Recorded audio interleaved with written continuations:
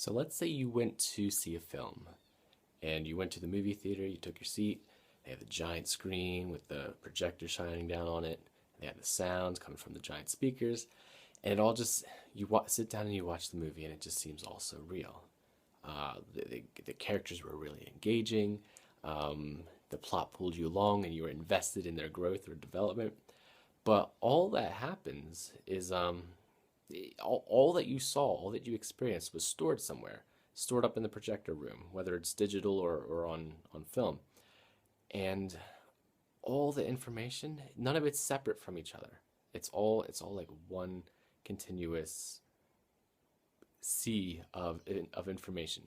There's no isolation like, okay, this information is for character one, this information is for character two.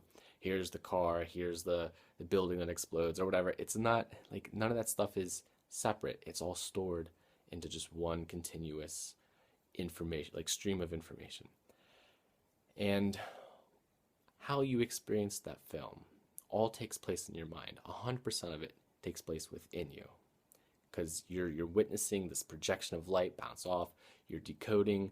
There's parts of your brain that has two tracks where in your visual, the visual tracks in your mind, in your brain, it will interpret where this where this object is and what this object is. So we're creating that in our minds of what's actually happening. And so our entire experience of that happens within us. And it's easy to understand that with a film. Like we understand that we're watching something that's not real. But when we take a step back and look at how do we actually experience the world outside of the film, like when we're in everyday life, we're experiencing the world in that same way. We're taking this information that's being streamed to us through our five senses. We're creating an emotional component to that experience, and the meaning of what's happening as the events in front of us unfold. That's all being created within our minds as well. And so how we choose to react, how we choose to interpret it, what we make, like where we apply meaning, that all happens within us.